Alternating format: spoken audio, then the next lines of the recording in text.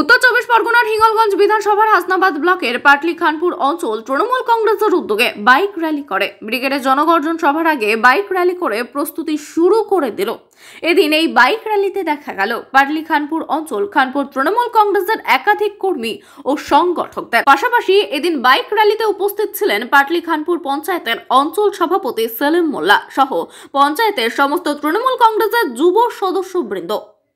দেখুন, আমাদের রাজ্যের মানবিক মুখ্যমন্ত্রী মমতা ব্যানার্জি তিনি এবং তার সেনাপতি সবুজ সেনার সেনাপতি সর্বভারতীয় সাধারণ সম্পাদক অভিষেক ব্যানার্জি ব্রিগেডে 10ই মার্চ যে গর্জন সভার ডাক দিয়েছে, আমরা পাটলি খানপুর হাসনাবাদ ব্লক এবং হিঙ্গলগঞ্জ বিধানসভা এবং বসিরহাট লোকসভাবাসী আমরা সেই গর্জন সভাকে আমরা মনে করছি ভারতীয় জনতা পার্টির বিরুদ্ধে যে লড়াই আন্দোলন আমাদের রাজ্যের মানবিক মুখ্যমন্ত্রী মমতা বন্দ্যোপাধ্যায় এবং সর্বভারতীয় সাধারণ সম্পাদক যে গর্জন সভার ডাক দিয়েছে, আমাদেরও পাটলি খানপুর আঞ্চলিক তৃণমূল কংগ্রেস এবং হাসনাবাদ ব্লক তৃণমূল কংগ্রেসের পক্ষ থেকে আগামীকাল 8ই মার্চ চকপাটলি হাই স্কুল মাঠে গর্জন সভার জনসভা হবে।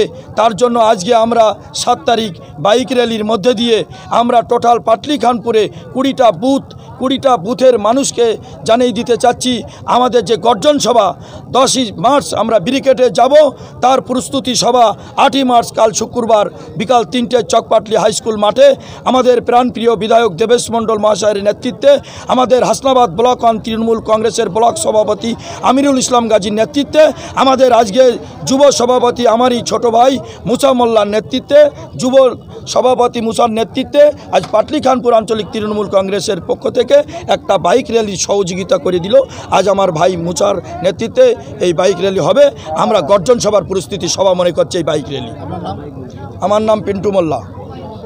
পক্ষ থেকে আজ আমরা লোকসভার যে দমাদম বেজে গেছে তার উপলক্ষে আজ আমরা বাইক র্যালি দিয়ে বুঝিয়ে দিতে চাই, কেন্দ্র যে অশুভ শক্তিকে বুঝিয়ে দিতে চাই যে আমরা পাটলি খানপুর যুব তৃণমূল কংগ্রেসের পক্ষ থেকে মমতা ব্যানার্জির হাত শক্ত করার জন্য আমরা সবসময় তৈরি আছি এবং তৈরি থাকব।